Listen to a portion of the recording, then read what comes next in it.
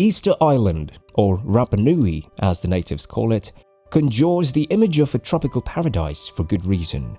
But the island is best known for the giant stone heads located at the shores but can also be found all over the island. Do these heads really have bodies?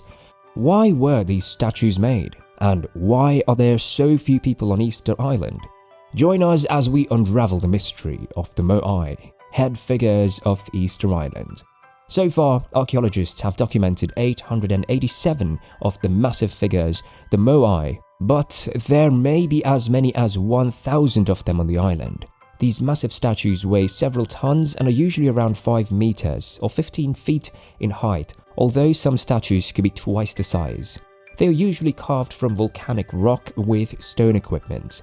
The largest Moai, dubbed El Gigante, weighs about 150 tons and stands tall at an impressive 20 meters or 65.6 feet, while the smallest one measures only about 4 feet. Each Moai, carved in the form of an oversized male head and a torso, sits on a stone platform called Ahu. In 1774, one of the earliest explorers visiting the region, the British mariner Captain James Cook, wrote, "We could hardly conceive how these islanders, wholly unacquainted with any mechanical power, could raise such stupendous figures. But they did.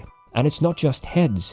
As early as 1914, archaeologists on Easter Island discovered that the heads of at least some of the megalithic statues were attached to subterranean torsos which have been covered up over many centuries by erosion. But that information remained private until 2012, when a chain email containing images of full Easter Island statues taken from excavations in the 1950s and 2010s began circulating. Not surprisingly, more than 95% of the Moai were carved in a quarry at the volcano Rano Raraku.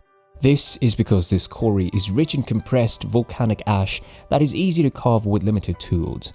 The natives had no metal at all and only used stone tools called toki. Now this is the bigger challenge. How did the ancients transport the Moai from the quarry to the coast several kilometers away? Well, it is possible that they used wooden logs which they rolled to move the massive monoliths, or wooden sleds pulled by ropes. By whatever means, they managed to transport many of the statues successfully without breaking the nose, lips and other features. Accidents did sometimes happen though, since there are a few statues with broken heads and statues lying at the bottom of the slopes. When the statues arrive at their destination, that's when eye holes are carved in.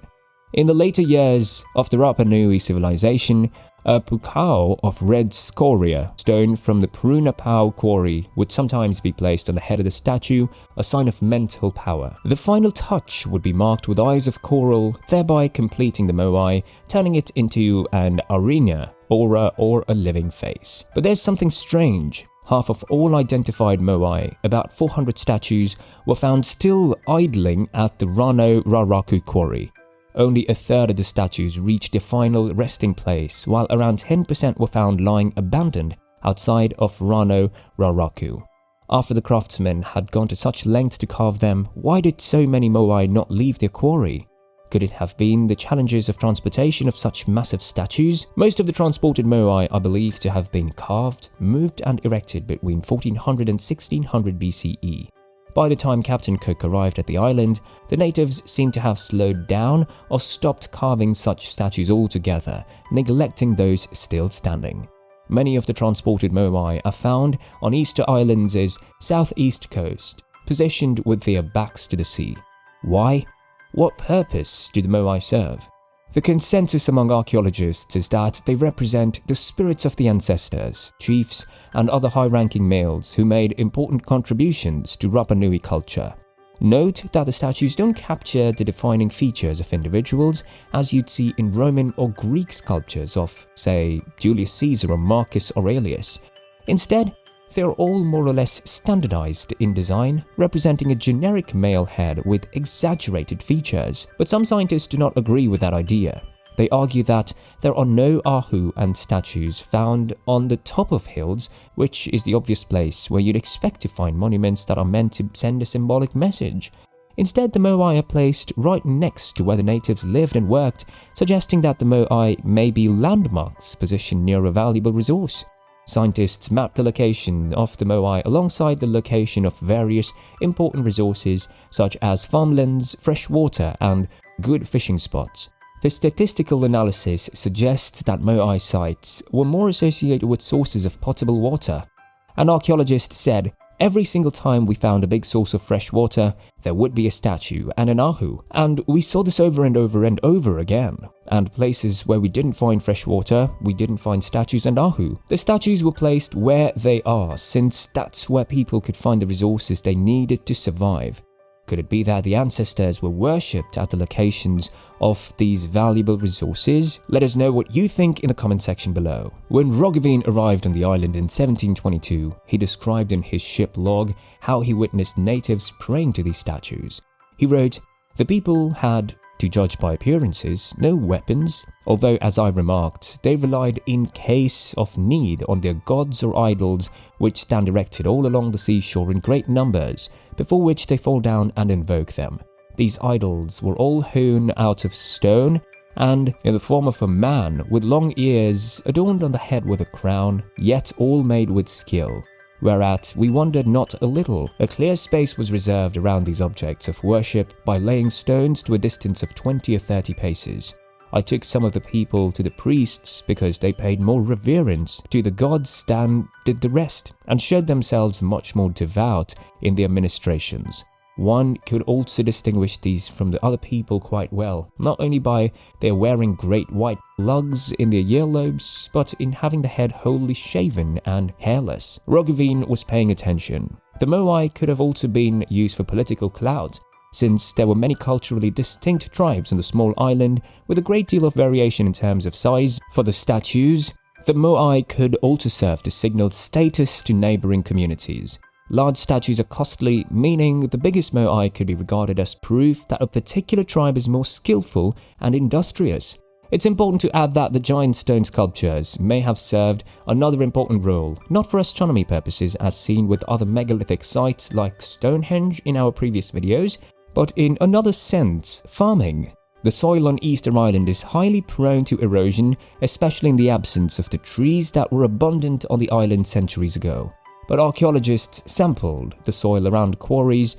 They found it was unexpectedly fertile, high in calcium and phosphorus. Their analysis showed that in addition to serving as a quarry and a place for carving statues, Rano Raraku was also the site of a productive agricultural area. More data showed that the practice of quarrying, coupled with the freshwater source in the quarry, helped boost soil fertility and food production in the immediate surroundings. Anthropologists analyzed various archaeological sites on the island and discovered that the Rapa Nui people cultivated gardens of sweet potatoes, taro, yams, and other crops in enclosures with stones and boulders strategically placed on the soil. This shielded the crops from the wind and deterred weed growth. Due to the weathering of minerals, it also boosted soil nutrients.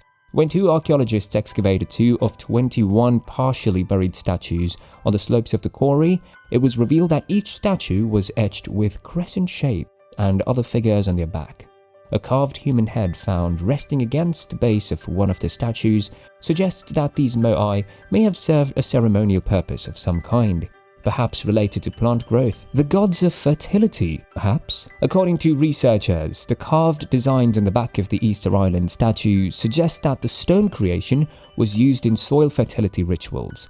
If quarry sites were the main farming plots, this would explain why so many statues haven't been moved from their origin. Perhaps the islanders were not aware that the volcanic statues were making the soil fertile thanks to the minerals they contain, and instead attributed their plant growth to some divine intervention. As such, the statues may serve a double role as a ritual object and fertilizer.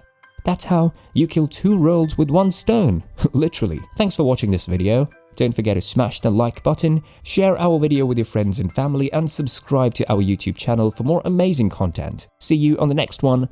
Until then, bye.